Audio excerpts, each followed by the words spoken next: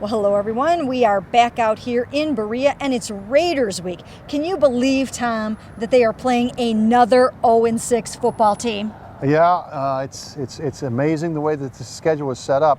But I'm sure the fans are hoping for a better result against this winless team. That's for sure. Well, we have some comings and goings in the lineup maybe. First of all, Ahtyba Rubin, he's been practicing a little bit this week. They're hoping to get him back with that ankle injury. Winn was out there today for the first time. We haven't seen him practice in a while. He's missed a couple of games. They're kind of using Nick McDonald at center. A few reps he's taken in there.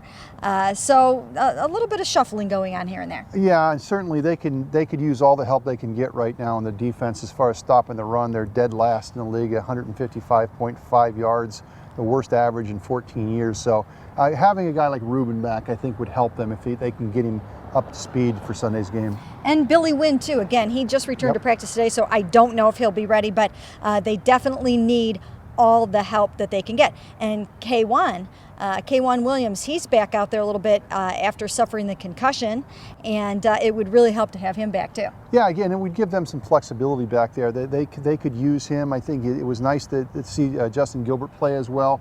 But just having another defensive back who I think the team kind of is starting to depend on a little bit back there should help them.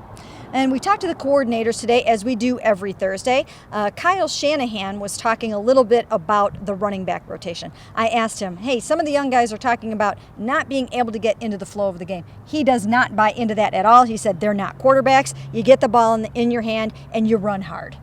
Yeah, but I don't know if Kyle's had this situation that he's faced with right now. He had the one big back in Washington, and then back in when he was there in Houston. I think he was still with Arian Foster, certainly right at the beginning when Arian Foster was there. Yeah, and you know what, he did say today that he thinks and he wishes one of them would just step up and take the job and make it easy so that they don't have to do a three-man rotation. So he's kind of waiting for someone to do that, which I thought was pretty interesting. And then we talked to Chris Tabor today. He obviously talked about the punt return woes and even said that Justin Gilbert is possibly in the mix to do some of that. Yeah, they've got to figure out something. They're dead last in the league in returns, and unfortunately, they're not even getting returns there. They're just trying to hold on to the ball. It was interesting. It sounds like they still have a little bit of, maybe Jordan Poyer gets another chance. But that's a situation that needs to be remedied in a hurry. And then finally, we talked to Kyle Shanahan too a little bit about the quarterback situation. And again, the Johnny Manziel package will be available.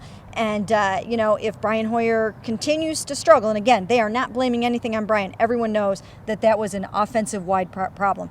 But if they need it, it will be there. Yeah, and we've seen it in weeks earlier, and of course, it had the one big play that was nullified. And yeah, I think that they're handling this. I think the coaches are handling this the right way. They're hoping it's just a one-off, and we'll see how Brian does this week. And like probably every week, the Johnny Manziel package will be available. That's right, and the Browns will be ready for the Wildcat too. So there could be some interesting things in this game, and we will have it all right here for you on cleveland.com.